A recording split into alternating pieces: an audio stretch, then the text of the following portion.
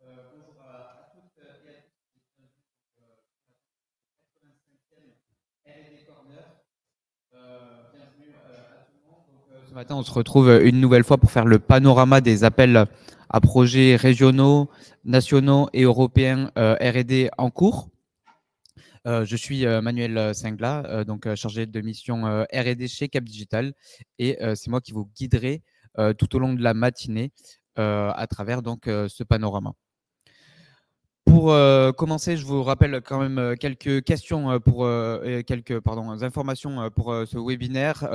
Une des premières, donc, c'est que vous recevrez bien entendu la présentation à la suite de l'événement, si vous êtes bien inscrit par email.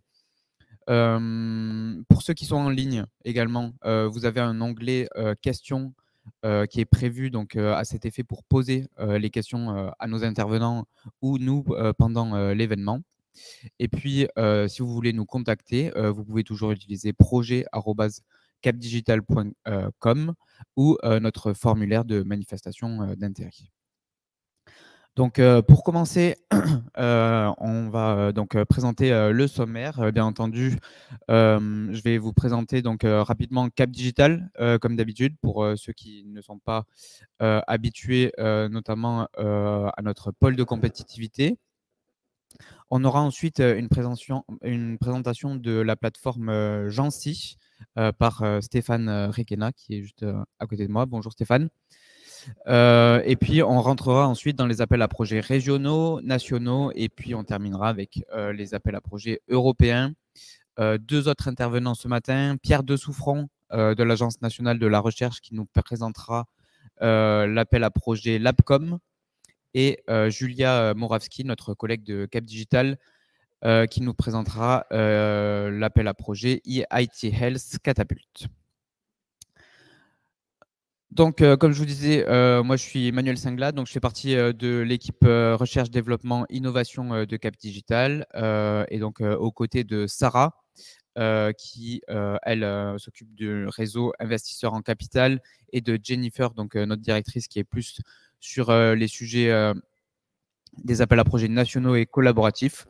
Nous sommes disponibles pour répondre donc à toutes vos questions derrière l'adresse unique dont je vous parlais tout à l'heure, projet@capdigital.com, ou grâce à notre formulaire de manifestation d'intérêt. Donc, si vous avez un projet, n'hésitez pas à nous soumettre les informations, et nous reviendrons vers vous, notamment pour prendre rendez-vous. Cap Digital, donc Cap Digital, c'est un pôle de compétitivité autour donc des thématiques de la transition numérique et de la transition écologique. Le pôle existe depuis 17 années maintenant, et regroupe donc sur le territoire de l'Île-de-France et des Hauts-de-France environ 1000 structures adhérentes. La plupart sont des startups et des PME, mais on compte aussi dans notre collectif des grands comptes, des fonds d'investissement, des établissements de formation et de recherche, ou encore des collectivités. Et avec une équipe d'une trentaine de collaborateurs, nous sommes donc chargés d'animer la communauté donc rassemblée par Cap Digital, notamment donc autour de thématiques, donc comme je disais tout à l'heure, la transition numérique et écologique, mais aussi d'une volonté d'aide au déploiement, à l'expérimentation de solutions innovantes qui auraient un fort impact donc environnemental, social, mais aussi économique sur les territoires précédemment cités. Cap Digital, c'est environ 3000 projets de R&D accompagnés depuis le début du pôle, donc il y a plus d'une quinzaine d'années maintenant. 1,4 milliard levés par nos entreprises adhérentes, et plus de 100 mises en relation qualifiées effectuées notamment par notre équipe transformation numérique. Cap Digital, c'est aussi une forte empreinte européenne, puisque le pôle a été impliqué dans plus de 40 projets européens depuis sa création, 7 sur la seule année 2023. Donc, tous ces projets nous ont permis de tisser un réseau de partenaires actifs sur le continent européen, plus de 200, donc 90 sur la seule année 2023.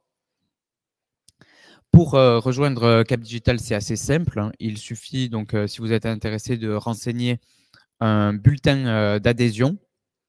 L'adhésion au pôle, bien entendu, est payante, mais elle est assez attractive, notamment pour les startups PME, puisque donc les cotisations commencent à partir donc de 350 € si vous êtes une startup nouvellement adhérente au pôle, et augmentent ensuite en fonction notamment du chiffre d'affaires de l'entreprise et de la typologie de votre organisation.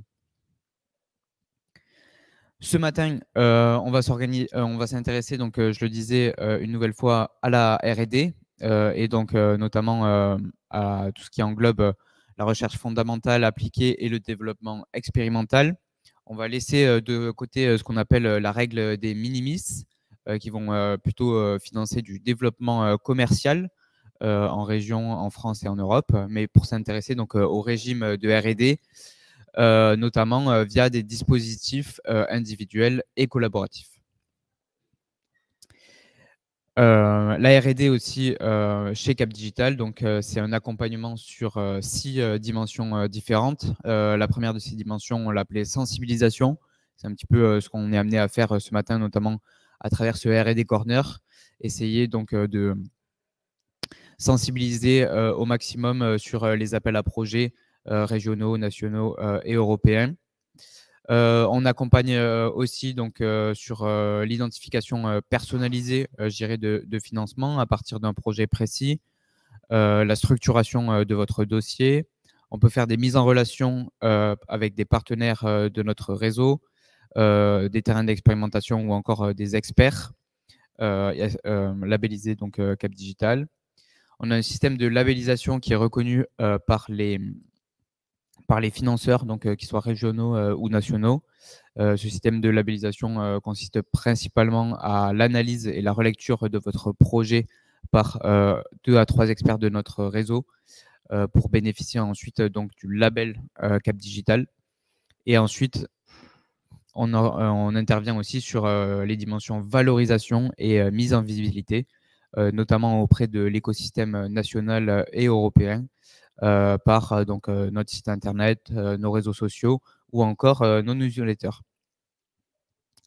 Et enfin, Cap Digital, donc comme je vous le disais, c'est aussi un réseau d'experts sur lequel on s'appuie beaucoup pour évaluer les projets de R&D et qui nous accompagnent au quotidien. Donc environ 150 personnes qui sont soit des experts technologiques, soit sectorisés, soit qui s'intéressent plus à tout ce qui est prospective et sciences humaines.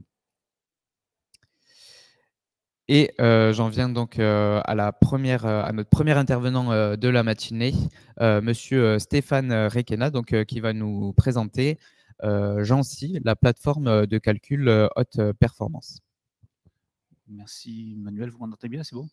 Donc, bonjour à toutes et bonjour à tous, et merci à Cap Digital pour cette opportunité, et notamment à Jennifer pour cette opportunité de vous présenter donc Jansi, donc une infrastructure qui met à disposition des chercheurs français, académiques ou industriels, des supercalculateurs, des gros moyens de calcul pour leurs besoins en simulation numérique, en IA, en traitement de données massives et bientôt en calcul quantique.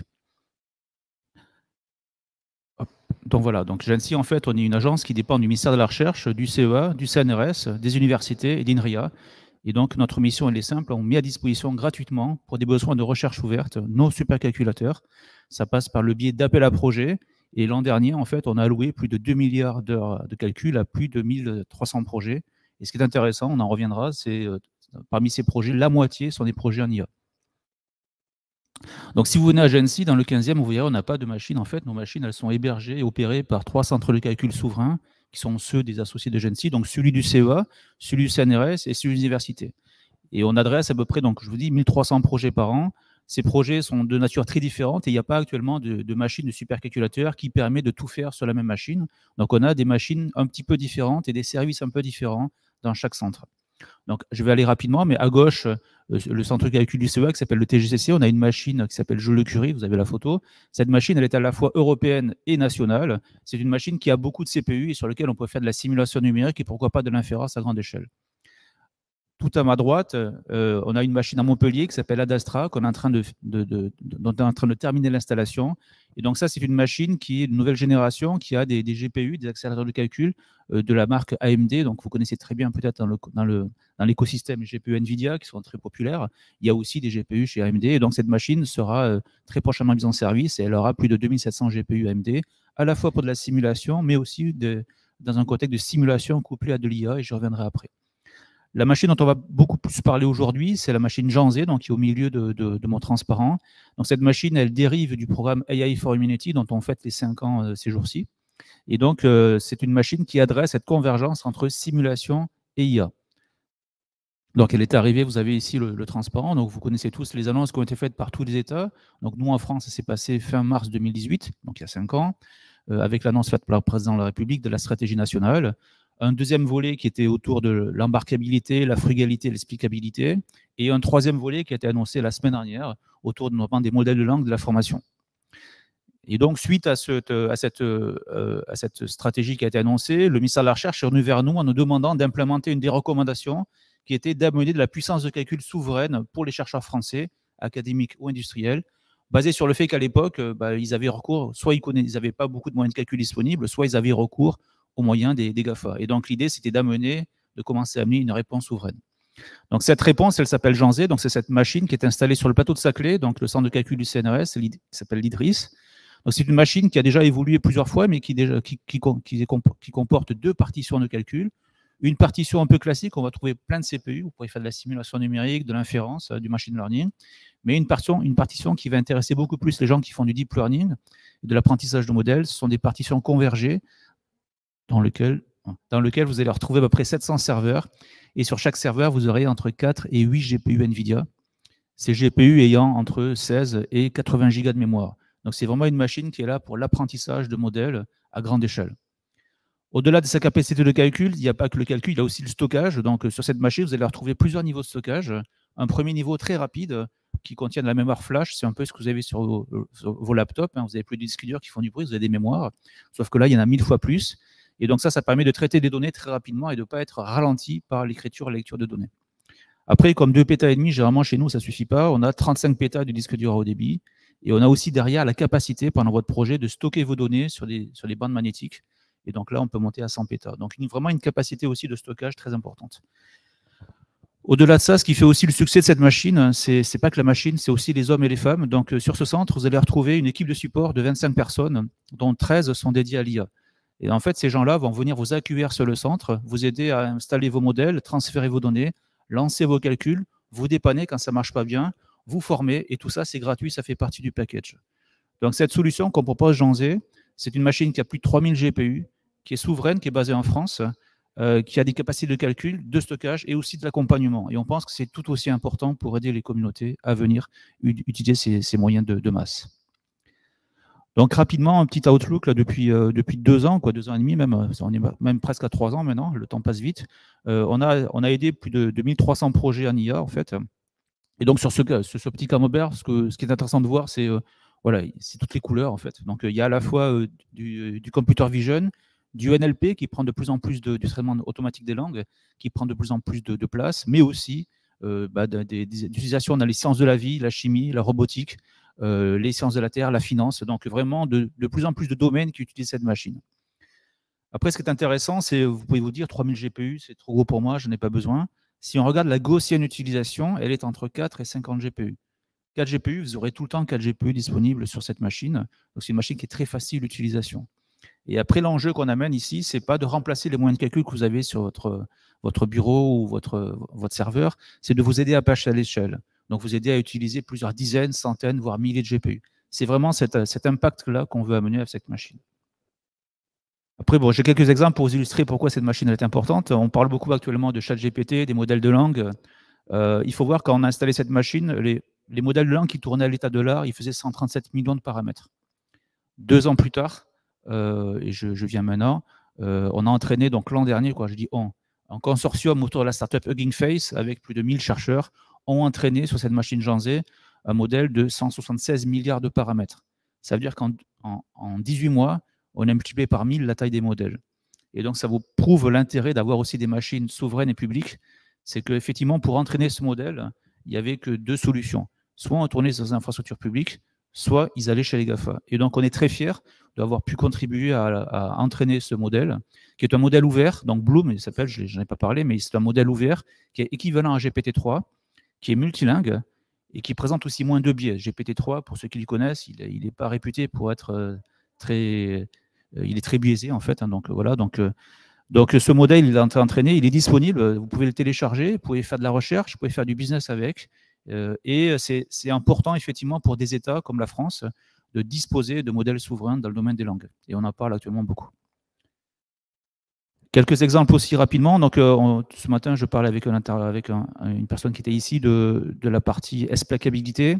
Donc, vous savez, les modèles d'IA ont battu les humains dans plein de jeux, le poker, le Go, le StarCraft, et maintenant le bridge.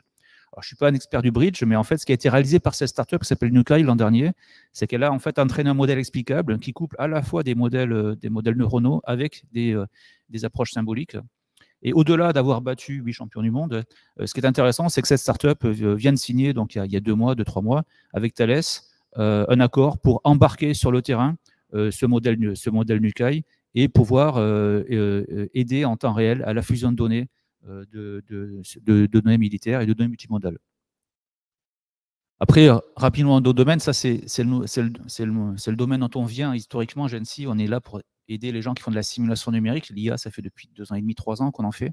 Et donc là, ce que vous voyez, c'est une première mondiale, c'est un moteur d'hélicoptère qui est modélisé. Donc, vous avez l'air chaud, l'air plutôt qui va rentrer par le côté gauche, qui va être aspiré, compressé. Il va arriver à la chambre de combustion, il va brûler, et après, il va plus ou moins pousser l'avion et l'hélicoptère. Ce qui est intéressant, c'est que cette simulation qui est réalisée par Safran et par des centres de recherche et des startups, maintenant, l'idée, c'est que si on veut aller plus vite, et cette simulation, il faut voir qu'elle a tourné pendant à peu près 3 semaines sur une machine à 14 000 cœurs. Si on veut aller plus vite et si on veut aller vers le rêve de l'ingénieur motoriste, qui est de dire je mets au point les modèles la journée et pendant la nuit, la machine calcule, on en est très loin encore. Hein. Mais l'idée, c'est qu'on va commencer à coupler des modèles appris avec des modèles de simulation. Et ça, c'est exactement le type de choses qu'on cherchait sur ces machines, c'est rapprocher le monde de la simulation numérique avec le monde de l'IA, que ces deux communautés se parlent et qu'on commence à avoir ce type de couplage que vous voyez ici. Après, un dernier petit exemple dans le domaine de la santé, de la médecine. Donc, vous connaissez tous DeepMind, hein, qui a fait beaucoup parler dans l'AlphaGo notamment. Il y a aussi un modèle qui s'appelle AlphaFold, hein, qui est sorti il y a déjà 2-3 ans et qui permet, rien qu'avec une séquence d'acides aminés, de pouvoir prédire la structure des protéines. Et donc ça permet d'aller beaucoup plus vite dans le développement notamment de nouveaux médicaments ou dans l'identification de nouvelles protéines. Et donc là, c'est exactement ce que fait l'Institut Pasteur. Donc ils ont reçu une allocation de calcul qui fait 4 millions d'heures, qui est assez grosse chez nous, pour pouvoir utiliser AlphaFold et, avec des bases d'acides aminés assez importantes, identifier des nouveaux coronavirus. Donc ça, c'est un type d'exemple qui utilise massivement l'IA et qui tourne sur nos moyens de calcul. Dernier exemple, dans le domaine de la vision, j'essaie de balayer un peu tous les différents domaines pour vous montrer. On a eu depuis 3 ans, on a un accès fast-track ouvert pour les chercheurs qui travaillent sur la Covid-19. Et donc, parmi ces projets qui ont été soutenus, il y a un projet qui a été porté par l'INRIA avec une startup qui s'appelle Hawkin, que vous connaissez peut-être, qui fait de l'apprentissage fédéré, et 2 hôpitaux parisiens. L'idée, c'était à l'époque d'aider les radiologues à pouvoir plus rapidement poser un diagnostic sur le niveau d'atteinte pulmonaire par le coronavirus. Et donc, ce modèle, il est entraîné chez nous et chez OutScale, il faut les mentionner. Et ce qui est assez intéressant, c'est qu'il a été utilisé assez rapidement, en quelques semaines après, dans les hôpitaux de la PHP en production. Donc ça, c'est un exemple dans le domaine de la vision pour assister les radiologues. Voilà, donc je vais, pour terminer, l'objectif de ma présentation, et je vous remercie une nouvelle fois pour cette opportunité, c'était de vous dire que ce supercalculateur, il est à votre disposition, que vous soyez un chercheur académique, industriel, que vous travaillez dans une start-up, une PME ou un grand groupe, il est à votre disposition. On l'utilise par le biais d'appels à projets. Alors, ne sautez pas de votre chaise, ce n'est pas forcément compliqué. On a 2 types d'appels à projets. Des appels à projets qui sont ouverts tout le temps pendant l'année, qu'on appelle des accès dynamiques, qui vous permettent en quelques clics et en quelques jours d'avoir accès à une allocation de 50 000 heures GPU. Donc, ça veut dire 50 000 heures sur un GPU, 5 000 heures sur 10 GPU. Vous en faites ce que vous voulez pendant 1 an, ou 500 000 heures sur un CPU, sur des CPU. Donc ça, c'est la chose qu'on conseille aux gens qui nous rejoignent. Ça vous permet d'avoir une première allocation, de commencer à voir ce que la machine a dans le ventre, vos modèles aussi, de commencer à vous habituer. Et après, si vous avez besoin de plus de capacité de calcul, et c'est le cas par exemple de Bloom ou de Pasteur, 2 fois par an, on a des appels à projets beaucoup plus gros, qui sont un peu plus conséquents. Il y a une évaluation scientifique qui est faite et qui vous permet d'accéder à des capacités de plusieurs centaines de milliers à millions d'heures de calcul. Que ce soit les accès dynamiques ou les accès réguliers, le principe de Gen 6, c'est que l'accès il est gratuit du moment que vous faites de la recherche ouverte, du moment que vous vous engagez à publier dans des journaux, des revues ou des conférences vos résultats. Donc c'est quelque chose qui est réalisé dans toutes les infrastructures de recherche dans le monde entier, que ce soit des satellites, des télescopes, des séquenceurs ou des supercalculateurs. Et comment on fait? C'est assez simple. En fait, on a mis en place depuis la création de Gen 6 un portail unifié, donc que ce soit les 3 centres de calcul que je vous ai montrés, qui s'appelle le DARI. Et donc, si vous allez sur cette URL que je vous ai mentionnée en haut, bah, la première chose, c'est de se créer un compte. Donc, c'est en haut à droite.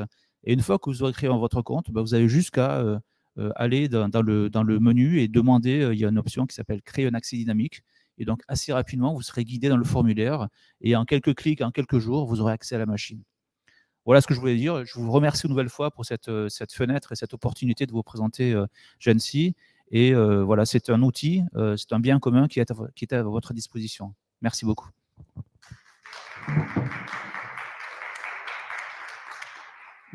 Merci beaucoup, Stéphane. Si vous avez des questions, n'hésitez pas à lever la main sur place et à en poser à Stéphane. Je sais qu'en ligne, vous pouvez utiliser l'onglet questions. On en a une première d'abord de Monsieur Gérard Chollet qui demande si les partenaires d'un projet européen peuvent avoir un accès gratuit à Janzé. Oui, alors c'est une bonne question. En fait, c'est une machine nationale. Donc, effectivement, pour les accès européens, on sera plus à vous router sur notre machine, en fait, pas forcément en Janzé. En fait, c'est une machine dans laquelle elle est ouverte à des partenariats français, des chercheurs qui sont basés en France, en fait. Pour des projets européens, je veux bien effectivement laisser mes coordonnées. On a effectivement un autre dispositif que je n'ai pas vraiment présenté ici, mais qui permet pour des gros projets européens de pouvoir effectivement utiliser des ressources européennes. Mais il y en a aussi une possibilité. Je me suis focusé sur la France, mais voilà, mais on a cette possibilité-là. Oui. Très bien, merci beaucoup. Pas d'autres questions. Est-ce que dans l'auditoire, il y a des gens qui ont déjà utilisé des supercalculateurs? Non? Oui.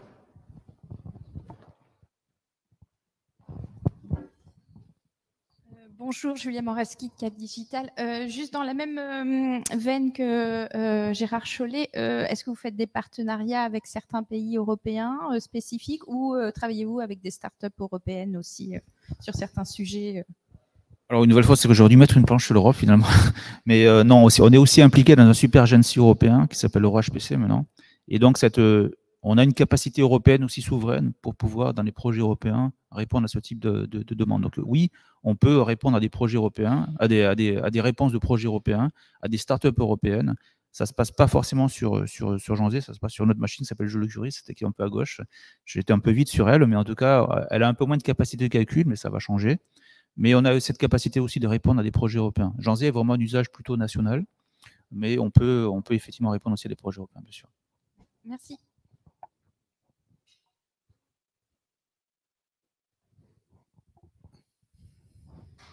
Très bien. Merci beaucoup, Stéphane, pour votre présence ce matin, pour votre présentation. Et puis, je pense que si on a des questions, je vous les transmettrai par email. Ça vous va? Avec grand plaisir. Merci beaucoup pour cette opportunité. Merci. Alors, je vais reprendre la petite manette. Et donc, pour faire suite à la présentation, on va passer maintenant aux appels à projets régionaux, de la région Île-de-France. Et on commence tout de suite avec InnovUp Expérimentation, Silver Economy et Bienveillir. Donc, un appel qui a été lancé il y a quelques jours maintenant, puisque donc, le lancement a été fait le 15 mars dernier. C'est un appel qui est décliné du dispositif InnovUp, que vous connaissez bien.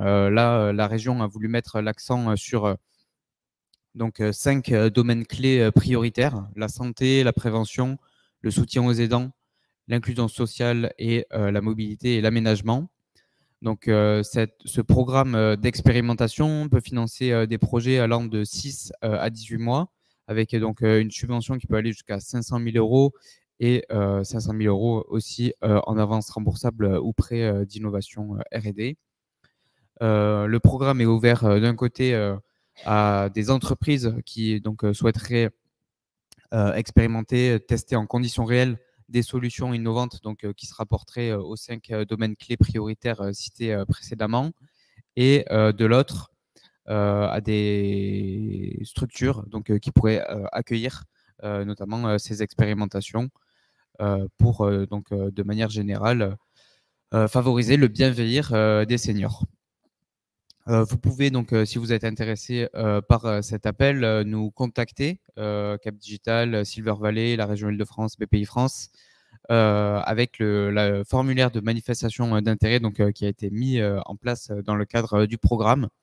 Et donc, les partenaires s'engagent à vous faire bénéficier d'un accompagnement, donc le financement de l'expérimentation si vous êtes sélectionné, mais aussi l'accompagnement donc proposé par Silver Valley et Cap Digital, notamment dans la définition d'un cadre structuré à l'expérimentation, l'identification de technologies ou de terrains d'expérimentation qui pourraient donc convenir au projet proposé dans le cadre de la manifestation d'intérêt. Ensuite, on a le même programme, enfin un programme similaire, plutôt je devrais dire, sur la thématique cette fois de la transition écologique des territoires. Ce programme, il a été lancé en septembre 2022. Il court donc toujours, puisque comme le programme précédent, il est ouvert au long cours, donc il n'y a pas de date. Il n'y a pas de vague, je dirais, de date limite pour participer. Dès que vous êtes prêt, vous pouvez déposer un dossier auprès de la région et de BPI France. Ce programme Transition écologique des territoires, il est accompagné cette fois par la Fondation Solar Impulse, l'association Construire au futur, habiter le futur et donc Cap Digital, autour donc de 6 domaines clés prioritaires que vous retrouvez sur cette diapositive. Donc l'éco-construction, déchets et ressources, énergie, nature et biodiversité, adaptation et résilience, et enfin mobilité et logistique. On retrouve d'ailleurs les mêmes critères d'éligibilité et conditions de participation, je dirais, puisque donc le programme va s'engager à financer des expérimentations sur une période de 6 à 18 mois, jusqu'à 500 000 € toujours en subvention et 500 000 € en avance remboursable ou prêt d'innovation. Et la même forme d'accompagnement donc, est prévue pour toutes les entreprises ou terrains d'expérimentation qui souhaiteraient participer au programme. On en vient ensuite à l'appel InnovUp Leader PIA 4. Donc, comme peut-être certains d'entre vous le savent, une première vague de cet appel est en train de se clôturer cette semaine, puisque la date limite donc, de cette première vague de l'année 2023 est fixée à vendredi 7 avril donc, prochain. Mais le programme, donc, enfin l'appel à projet, pardon, revient donc pour une seconde vague qui, elle, clôturera donc le 8 septembre prochain. Donc, si vous avez été un petit peu court sur cette première vague de l'année 2023, vous pouvez toujours postuler au cours de l'année. Pour rappel, cet appel à projet va financer des projets sur une période de 12 à 24 mois, pardon, pour des budgets de 150 à 1 million d'euros et une aide donc, qui peut aller jusqu'à 50% de l'assiette budgétaire présentée, 2 tiers en subvention et 1 tiers en avance remboursable. Et ensuite, pour en terminer avec les appels à projets régionaux Île-de-France, on parle aussi ce matin donc, de l'appel IDEMO régionalisé. Donc là, pour le coup, un appel à projet collaboratif donc, qui vise notamment à enclencher des collaborations entre entreprises, donc soit TPE, PME et même grandes entreprises et laboratoires de recherche. Cet appel, il revient au rythme donc toujours de 2 vagues par an. Donc la prochaine clôturera le 26 avril 2023. Et donc pour rappel, vous avez jusqu'à la fin de la semaine si vous êtes intéressé pour déposer à cet appel à projet, pour nous demander donc et rentrer dans le processus de labellisation de Cap Digital que je vous ai par exemple présenté tout à l'heure. Cet appel, il va financer des projets sur une période de 24 à 60 mois pour des budgets entre 1 et 4 millions d'euros. Et le taux d'aide maximale dépend du type de structure auquel vous appartenez, et peut aller donc jusqu'à 55% plus 5% si vous êtes labellisé par un pôle de compétitivité. Plusieurs domaines et technologies clés peuvent vous intéresser, notamment si vous êtes adhérent de Cap Digital, parmi lesquels on retrouve notamment intelligence artificielle, réduction de l'impact environnemental du numérique, ville durable ou encore industrie culturelle et créative. Peut-être avant de passer à la suite, on a quelques questions. Oui. Merci Manuel, on a quelques questions en ligne. Une première question de Laetitia qui demande si le cahier des charges de Innovep XP Silver Economy est disponible. A priori, il l'est. On revérifiera. Je n'ai pas vérifié sur le site de la région, mais a priori, il doit l'être sur le site de la région. Et puis, donc Antoine, dans le chat, a rappelé les 2 pages dédiées à ces 2 appels à projets Innovep XP. Donc, n'hésitez pas à les consulter. Vous retrouverez également les liens vers les formulaires de manifestation d'intérêt. Et ensuite, il y a une autre question de Gérard Chollet qui demande si Innovep Expérimentation peut être monopartenaire. Alors, même plus que ça, il est monopartenaire. Voilà. Il faut juste qu'il y ait un terrain d'expérimentation qui s'engage aux côtés de la start-up. Vous ne pouvez pas faire votre expérimentation tout seul, sans terrain d'expérimentation. Ça, ce n'est pas possible. Voilà, moi. Est-ce que dans la salle, il y a des questions sur cette partie financement régional? Non, pas de questions. Très bien. Eh bien, merci beaucoup. Alors, il y a juste une dernière question et je me permets d'y répondre de Renaud qui demande qu'en est-il de Innovep, innovation sociale. Donc, c'est vrai qu'on ne l'a pas présenté ce matin, puisqu'on a laissé place à d'autres interventions, mais il est ouvert également, le Innovep, innovation sociale, sur des critères similaires à Innovep, un petit peu étendu pour toucher les entreprises ou les associations de l'ESS. N'hésitez pas, Renaud, si vous avez des questions sur cet appel à projet, à nous contacter et on pourra vous y répondre. Voilà, merci beaucoup Manuel. Donc on va passer pour la suite sur les appels à projets nationaux et je vais demander à Pierre de Souffron de l'Agence nationale de la recherche de nous rejoindre, donc de prendre place pour nous présenter la réouverture de l'appel à projet LabCom sur les laboratoires communs. Merci beaucoup, Pierre, d'être avec nous ce matin.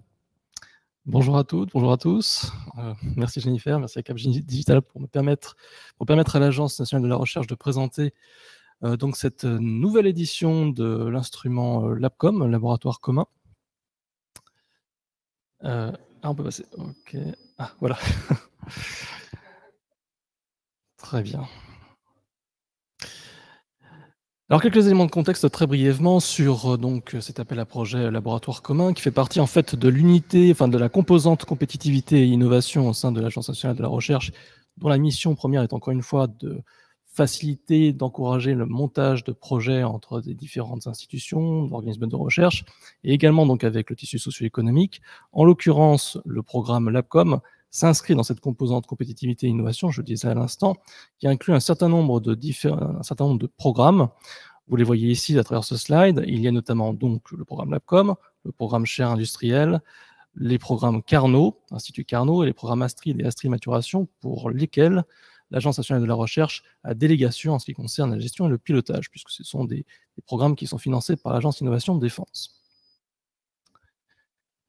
Toujours pour des éléments de contexte, le programme LabCom est un programme qui a été créé en 2013, qui présente finalement 2 éléments particuliers qui le caractérisent. D'une part, un aspect incitatif, puisqu'il s'agit de rapprocher le milieu académique et d'encourager donc la recherche académique de s'associer avec le tissu socio-économique français pour créer, et j'attire votre attention là-dessus, des partenariats bilatéraux durables. Donc avec le monde socio-économique. L'enjeu, comme il est précisé sur ce slide, est donc double. Il faut à la fois dynamiser la production scientifique et qu'elle soit directement, encore une fois, corrélée aux besoins et participer à l'innovation, qu'elle soit disruptive ou incrémentale, dans le domaine de ces collaborations avec le tissu socio-économique. Donc une composante d'incitation, faire en sorte que les organismes de recherche se rapprochent du monde socio-économique, et également de constituer des collaborations durables qui dépassent le cadre du financement public au cours du financement qui est donc établi sur une certaine période, et j'y reviendrai. Alors c'est un dispositif qui se veut souple et efficace. En l'occurrence, il y a la possibilité pour les différents candidats à cet appel à projet de candidater au fil de l'eau, mais il y a 2 dates de dépôt des projets et donc de sélection. Les prochaines sont donc le 10 mai prochain et le 20 septembre. C'est un programme qui est phasé pour le financement des projets. Vous avez une première phase dans le cadre du financement qui dure 6 mois, au terme duquel est attendu un livrable important qui est un accord de consortium qui permet de définir la feuille de route et notamment toute la phase dite de fonctionnement, la phase dite opérationnelle du projet qui dure 48 mois. Alors finalement, les attendus d'un laboratoire commun ANR pourraient se résumer de la façon suivante. D'une part, encore une fois, vous êtes sur un montage bilatéral, donc entre un organisme de recherche de droit public d'un côté pour la partie académique, et de l'autre, une entreprise type PME ou ETI. Quelques points de précision sur l'éligibilité des entreprises partenaires de cette collaboration. Elles doivent être à caractère commercial et le siège social de l'entreprise doit être implanté au sein de l'Union européenne. Concernant l'accord de consortium qui est attendu dans le cadre du montage, il y a un certain nombre de points dans lequel celui-ci, qui doit se trouver dans celui-ci.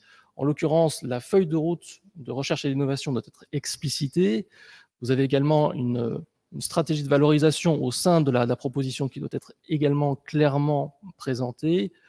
Une gouvernance commune, puisqu'encore une fois, l'idée, c'est d'associer l'ensemble des parties à la proposition scientifique, des moyens humains et techniques, matériels plus globalement équilibrés de part et d'autre, et encore une fois, cette volonté de pérenniser la collaboration au-delà du financement public. Un tableau récapitulatif pour présenter, encore une fois, les aspects de durée et de financement, mais également de niveau de TRL attendu dans le cadre de la proposition scientifique. Le financement proposé dans le cadre de cet instrument de financement est à hauteur maintenant de 363 000 €, 50 000 € pour la phase dite de montage ou de démarrage, et les 313 000 € étalonnés sur les 48 mois restants.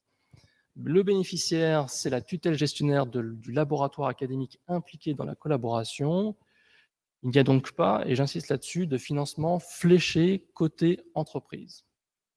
Le niveau de maturité technologique dans lequel s'inscrit le projet est à un niveau relativement avancé. Enfin, l'idée, c'est d'arriver en tout cas à un niveau 6 voire 7+, dans le cadre de la proposition.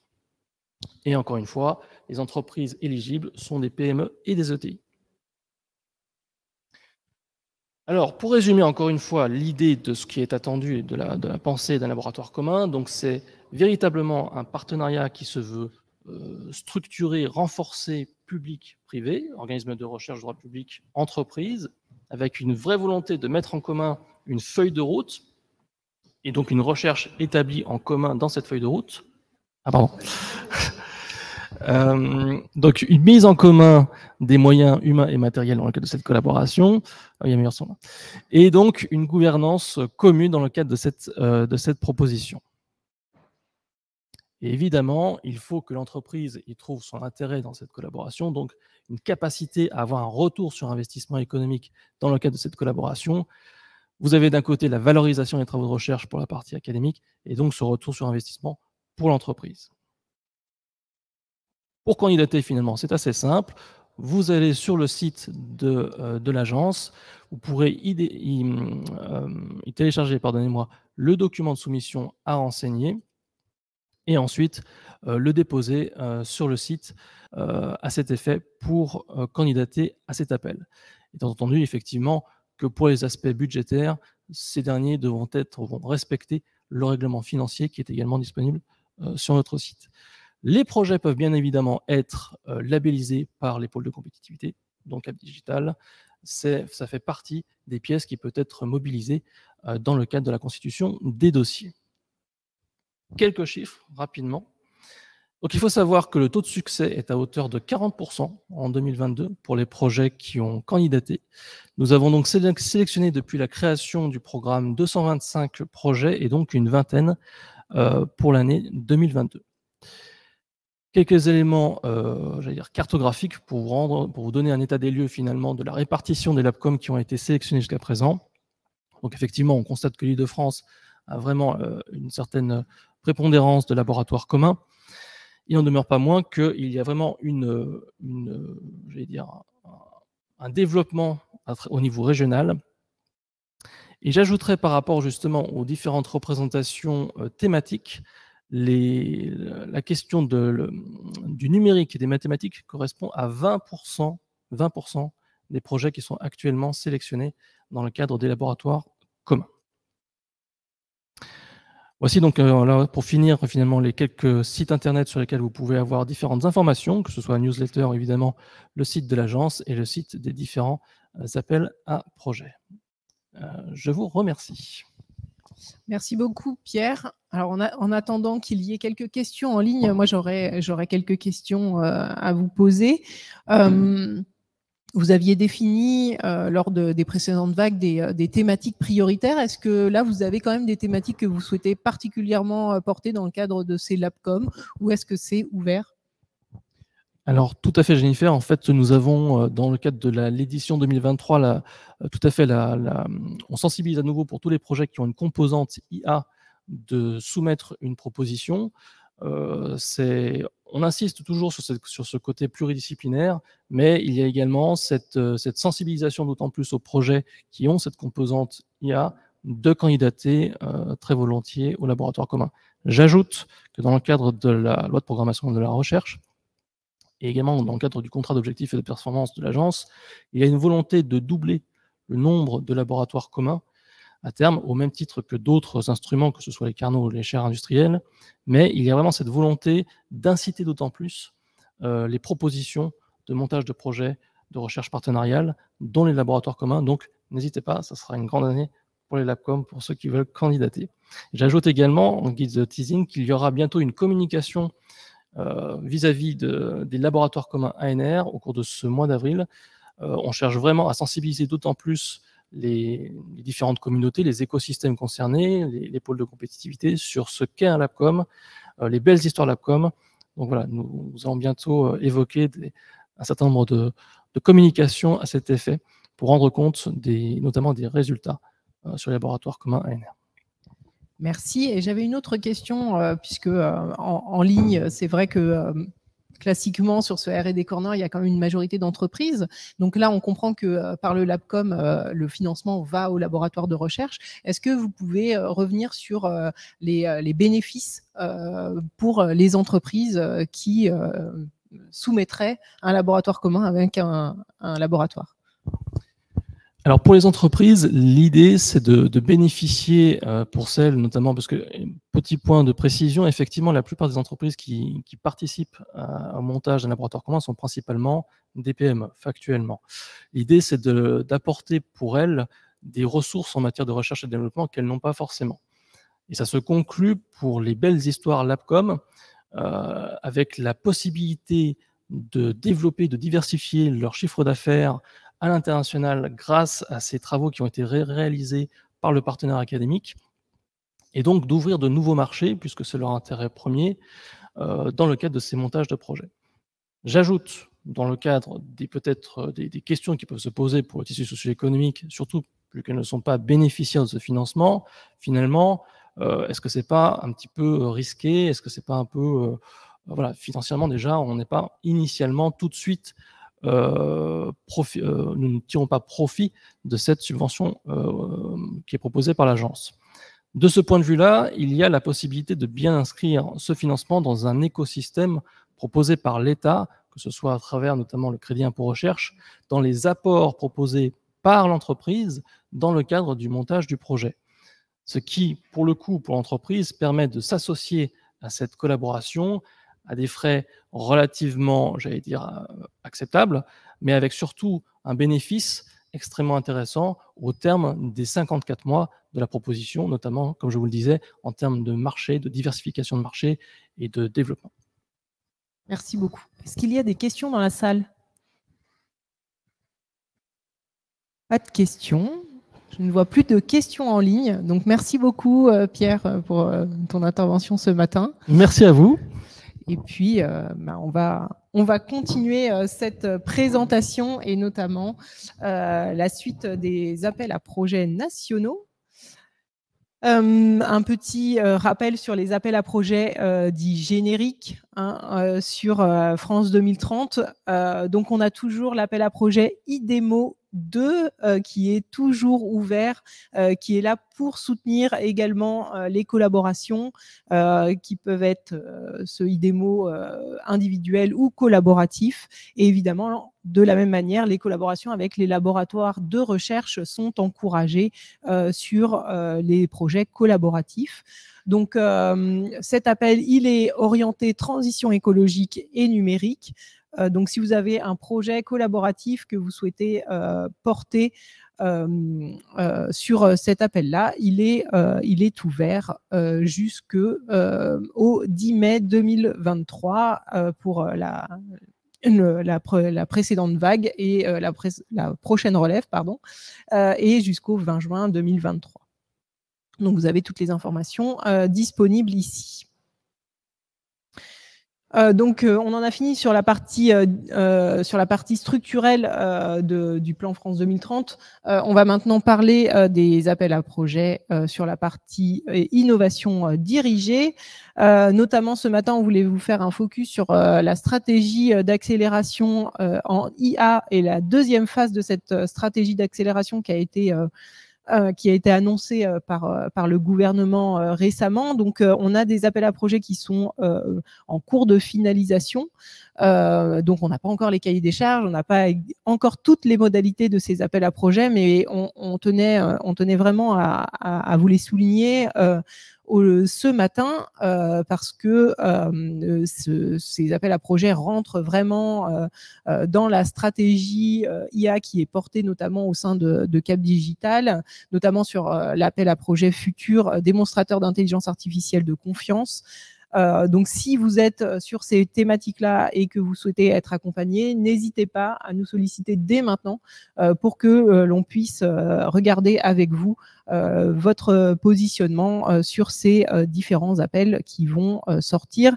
Ensuite, ce sont des volets 2 d'appels à projets qui ont déjà eu du coup un volet 1 opéré par la Banque des Territoires, le démonstrateur d'intelligence artificielle dans les territoires, le volet DIAT. Et côté BPI France, l'appel à projet de maturation technologie et démonstration de technologie d'intelligence artificielle embarquée. Donc, on attend toujours les cahiers des charges sur cette vague 2, mais a priori, ça devrait être assez similaire à la vague 1. Donc, si vous souhaitez également, si vous portez un projet sur ces appels à projets, n'hésitez pas également à nous contacter dès maintenant, et on n'a pas encore les deadlines, donc on ne peut pas vous les fournir, mais très certainement lors du prochain R&D Corner. Donc, voilà pour la stratégie d'accélération sur l'IA. Sur les autres stratégies d'accélération, on a toujours l'appel à projet sur les solutions innovantes pour les réseaux du futur 5G, 6G. Donc, un appel à projet qui peut être soit individuel, soit collaboratif, qui peut aller jusqu'à 60 mois avec des budgets supérieurs à 2 millions d'euros et qui peut être supérieur à 1 million d'euros si c'est un projet individuel porté par une PME seule avec des taux d'aide qui vont de 25 à 80% en fonction de la typologie des entreprises qui le portent. Donc, cet appel à projet est toujours ouvert. N'hésitez pas à nous contacter dès que vous avez un projet en cours pour la prochaine deadline qui est le 5 juillet. On a ensuite l'appel à projet qui est sorti le mois dernier, qui est l'appel à projet développement de la construction et de la rénovation hors site, qui est porté, lui, par l'ADEME. Donc, de la même manière, ça peut être un projet collaboratif ou individuel avec des budgets supérieurs à 1 million d'euros. et dont la typologie d'entreprise, comme vous le voyez, qui peuvent porter le projet est assez large et qui inclut également les laboratoires de recherche. Donc, l'appel vise à accompagner le développement de la construction et de la rénovation hors site, et notamment sur des usines de préfabrication ou des travaux de R&D et de démonstrateurs. Donc, si vous êtes intéressé de la même manière par cet appel à projet, n'hésitez pas à nous contacter pour un accompagnement. On a également en préparation l'appel à projet Alternative Verte 2. Alors, sauf erreur, pareil, le cahier des charges n'est pas encore sorti. On a déjà les deadlines, mais sur la même veine que l'appel à projet Alternative Verte 1, numéro 1. Du coup, il concerne principalement les entreprises des industries culturelles et créatives, et l'objectif, évidemment, de cet appel à projet, c'est de favoriser la transition verte des ICC sur toute la chaîne de valeur. Donc, si vous portez un projet de cette ampleur et que vous souhaitez le soumettre à cet appel à projet, nous sommes également disponibles pour en discuter directement avec vous. Voilà, j'ai fait le tour. Je ne vois pas de questions en ligne. Peut-être y a-t-il des questions dans la salle?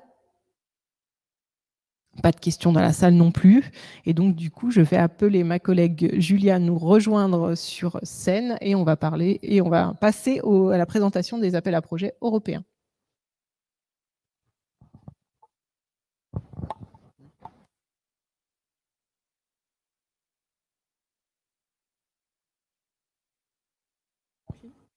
Un, deux, trois. Oui, bonjour à tous. Je suis ravie d'être invitée au R&D Corner. J'ai fait aussi partie de l'équipe il y a quelques temps. Donc aujourd'hui, je vais vous présenter EITL's Catapult. Donc moi, c'est Julia Morawski et je suis chef de projet européen au sein de Cap Digital. Alors, je ne sais pas parce que j'avais invité en ligne une personne de EITL's France. Est-ce qu'elle est bien en ligne? Non, pas encore. Donc, ça sera pour la fin de ma présentation. Cap Digital est membre de EITL's France. Il s'agit d'un réseau européen qui regroupe l'ensemble des acteurs de la santé, donc start-up, grands groupes, laboratoires, universités, et qui œuvrent ensemble pour développer des solutions de pointe en Europe. Et Cap Digital est leader d'un programme d'accélération qui s'appelle Catapult. Alors, comment ça s'organise? EITL's chapeaute organise ce programme d'accélération et nous sommes 3 acteurs, 3 clusters ou pôles de compétitivité européens à gérer l'opérationnel. Donc Cap Digital, que vous connaissez bien déjà, qui est basé en France, et 2 clusters allemands, Medical Valley, qui est basé donc en Bavière et qui est plutôt expert, un écosystème dans tout ce qui est MedTech et Digital Health, et BioRN, qui est basé donc à Heidelberg, à côté, dans un autre lender, et qui est plutôt tourné vers un écosystème biotech des sciences de la vie. Et donc, chaque année, depuis déjà 8 ans, nous lançons un nouveau programme d'accélération. Et cette année, la grande nouveauté, c'est le nouveau format. Vous n'avez plus que 2 catégories qui peuvent rentrer dans ce programme d'accélération. Il s'agit de life science, donc des biotech, qui 10 startups européennes seront sélectionnées pour poursuivre ce programme d'accélération, et 20 compagnies startups européennes qui regroupent tout ce qui est MedTech et Digital Health pourront participer au programme. Qui peut participer? Donc, vous avez ici donc, les critères d'éligibilité. Il faut que vous ayez collecté au moins 500 000 € de financement privé ou public, ou que vous ayez au moins 500 000 € de revenus pour l'année 2022. En plus de cela, vous devez être une start-up active dans l'un des 3 domaines, qui est la medtech, biotech ou digital health, avoir un concept innovant, et vous devez chercher donc des financements d'amorçage ou de série A. Si vous rentrez dans ce programme d'accélération, c'est que vous êtes aussi certain de rechercher au moins minimum 500 000 € d'investissement. Et pour pouvoir y participer, il faut que vous soyez une start-up basée dans l'un des pays de l'Union européenne, ou du moins un des pays associés au programme Horizon Europe. Comment s'est structuré ce programme? C'est en 3 grandes parties. Vous avez d'abord la deadline, vous avez jusqu'au 2 mai pour déposer votre candidature. Une fois que vous déposez votre candidature, il y a des hubs régionaux en Europe, et notamment un en France, qui vont, vous allez être sélectionné, donc pitcher votre solution devant des membres du jury. Une fois que vous serez sélectionné, vous allez participer à un programme d'accompagnement qui consiste à des formations, du mentoring. Tout ça, c'est en ligne, et on fera un événement en présentiel où vous pourrez rencontrer donc les autres start-up et aussi les start-up des programmes précédents. Et bien sûr, l'idée de ce programme, c'est de donner un maximum de visibilité aux starters auprès d'investisseurs. Et si vous êtes sélectionné après cette demi-finale, vous allez donc pitcher votre solution à un grand événement qui s'appelle le Bits & Pretzel à Munich en 2024, donc juin 2024, devant des acteurs de la santé.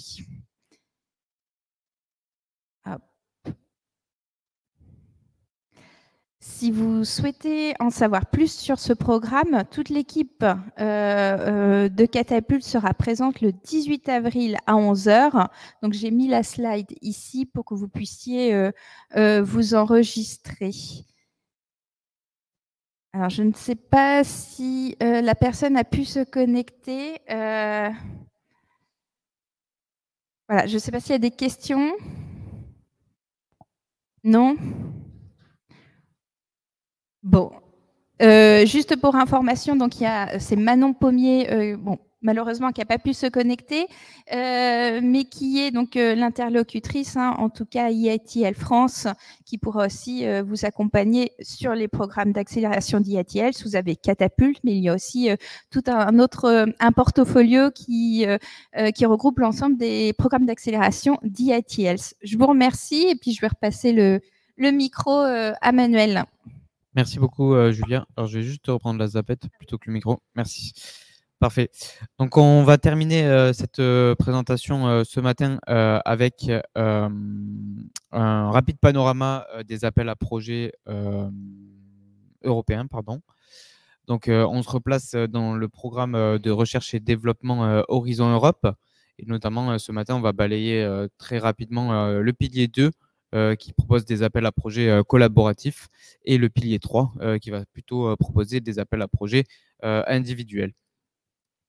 Donc, le pilier 2 d'Horizon Europe vise à initier ou renforcer des collaborations avec des partenaires internationaux sur 6 thématiques ou clusters différents, dans lesquels on retrouve santé, culture, créativité et société, sécurité civile pour la société, numérique, industrie et espace, climat, énergie et mobilité, et enfin alimentation, bioéconomie, ressources naturelles, agriculture et environnement. Pour répondre donc à des appels à projets qui sont publiés sous les 6 thématiques précédemment citées, il vous faudra donc former des consortiums de partenaires, donc des consortiums de au minimum 3 partenaires de 3 pays européens différents. Plusieurs types d'appels s'offrent à vous, donc notamment grâce au lien que vous trouverez en bas de la slide. On retrouve notamment les Research and Innovation Action qui vont financer plutôt des projets à TRL assez bas, donc notamment sur des activités pour développer, intégrer des essais, des validations de prototypes à petites échelles ou encore de la faisabilité technique, pardon. Vient ensuite un second type d'activité, d'action, donc les Innovation Action qui arrivent donc un peu plus tard dans la chaîne de valeur, dans la chaîne pardon, de développement de votre solution et qui va là financer du prototypage, des essais, de la démonstration et plutôt de la validation à grande échelle. Et enfin, on a des Coordination and Support Action qui vont plutôt là financer des activités complémentaires stratégiques, donc soit de la coordination, sensibilisation, mise en réseau ou formation. Si vous êtes intéressé pour participer à des appels à projets collaboratifs européens, donc n'hésitez pas à nous contacter. Cap Digital peut vous accompagner dans le diagnostic de votre projet, la recherche de partenaires qui pourraient donc vous accompagner dans le montage d'une proposition et enfin la relecture de votre dossier avant donc la date limite pour candidater à un appel à projet en particulier.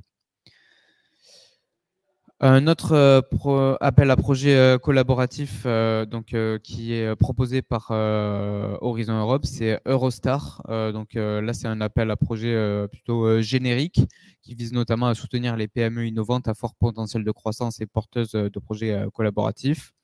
C'est un appel à projet qui revient au rythme de 2 vagues par an. Donc, la prochaine se clôture assez rapidement, je dirais, puisque le 13 avril prochain, mais on aura une seconde vague qui s'ouvrira pour le second semestre de l'année 2023. Eurostar va financer des appels, des projets collaboratifs pour une période de 5 années au maximum. Jusqu'à 40% des dépenses éligibles sont prises en compte par le financement pour des entreprises qui feraient moins de 2000 salariés et qui noueraient donc des partenariats, notamment avec des organisations académiques. Un autre appel à projet dont on voulait vous parler ce matin, c'est l'appel à projet proposé par le programme Europe Créatif, qui vise notamment à soutenir la coopération intersectorielle des secteurs créatifs et culturels. Donc, c'est l'appel à projet Innovation Lab qui est ouvert encore jusqu'au 20 avril 2023. Donc, si vous êtes sur le point de candidater, n'hésitez pas à nous contacter. On pourra peut-être vous aider à faire soit une recherche de partenaires, soit vous aider dans la relecture de votre dossier. Pour rappel, cet appel vise notamment à renforcer la compétitivité des secteurs culturels, créatifs et audiovisuels, la transition écologique et la réflexion sur l'économie circulaire dans le secteur des ICC et des nouveaux modèles, notamment des nouveaux modèles commerciaux et d'utilisation des données. Ce matin aussi, vous parlez de l'ouverture prochaine des appels à projets de l'EIT Culture et Creativity. Donc, c'est le 9e institut technologique européen thématique qui est ouvert en Europe. Cette fois, pour viser à renforcer la capacité d'innovation et accélérer la compétitivité des secteurs industrie, créative et culturelle, toujours. Donc, l'EIT Culture et Creativity va ouvrir ses appels notamment pour favoriser la mise en place de l'écosystème autour de ce nouvel institut européen technologique. Les appels vont ouvrir sous peu, je dirais, notamment grâce à un webinaire qui est prévu le 25 avril prochain, dont vous trouverez le lien juste en bas à droite de la slide. Plusieurs thématiques seront trouvées autour de ces appels, notamment la thématique éducation pour développer de nouveaux programmes et soutenir l'offre d'apprentissage autour des secteurs des ICC. La thématique innovation pour soutenir les innovations, le développement de nouveaux outils dans les marchés ciblés par l'EIT. Et enfin, les secteurs création, pour notamment soutenir la création d'entreprises et de nouveaux concepts, je dirais. Et enfin, la thématique société, pour notamment s'attaquer à la fragmentation sociale en offrant aux communautés des espaces de cohésion. D'autres outils sont également disponibles. N'hésitez pas à nous contacter. On peut trouver sous la forme de financement en cascade des outils agiles pour financer l'innovation numérique en Europe. Si vous êtes intéressé par des subventions un petit peu plus agiles pour des budgets entre 50 et 150 000 euros, n'hésitez pas à nous contacter et nous saurons vous guider autour de notamment ces financements en cascade qui sont des outils plus agiles que les projets collaboratifs pour notamment plusieurs raisons. La première, c'est qu'ils proposent des dossiers de candidature assez légers, donc 10-15 pages maximum, très centrés sur le développement de la stratégie de l'entreprise et qui ont des taux de réussite assez compétitifs, je dirais, par rapport notamment aux appels à projets du pilier 2 du programme Horizon Europe. Par exemple, l'appel à projet Hirachi vise notamment à incorporer des applications robotiques et d'intelligence artificielle pour une industrie plus sûre et orientée vers l'humain. Donc, si vous êtes intéressé par cette thématique, l'appel est ouvert jusqu'au 12 mai prochain et peut vous permettre d'obtenir une subvention qui peut aller jusqu'à 200 000 euros pour un programme d'accélération entre 15 et 18 mois. Dernière information à propos des appels à projets européens ce matin. L'appel à projet et l'initiative Next Generation Internet pour dessiner l'Internet de demain propose de nombreux programmes d'accélération autour de ces thématiques. NGI Zero and Trust, par exemple, sur la thématique de l'Internet ouvert, digne de confiance et fiable pour tous, ou encore NGI Trust Chain, là plutôt pour tout ce qui est identité numérique fiable, notamment pour les transactions en ligne et assurées par les contrats intelligents tels que la blockchain. Quelques aides pour financer un consultant et participer à des projets européens. D'abord le FRAP, donc elle réservée aux porteurs de projets dans les Hauts-de-France, mais qui peut financer jusqu'à 100% des jours de conseil si vous êtes coordinateur ou work package leader d'un programme collaboratif européen. L'Agence nationale de la recherche, bien entendu, par son aide montage de réseaux scientifiques européens ou internationaux, peut vous accompagner dans le montage de projets collaboratifs. Et enfin, BPI France, par son Diagnostic Europe ou Diagnostic Partenariat Technologique International, peut financer jusqu'à 50% de la prestation de conseil pour vous aider à monter des projets européens. Quoi d'autre pour terminer Alors peut-être qu'il y a des questions dans la salle. Il n'y en a pas en ligne, mais dans la salle, est-ce que vous avez des questions sur les appels à projets européens? Pas de questions. Alors comme on a un peu le temps, Mélissa, je sais que je te prends au dépourvu. Est-ce que tu veux venir présenter le programme suivant?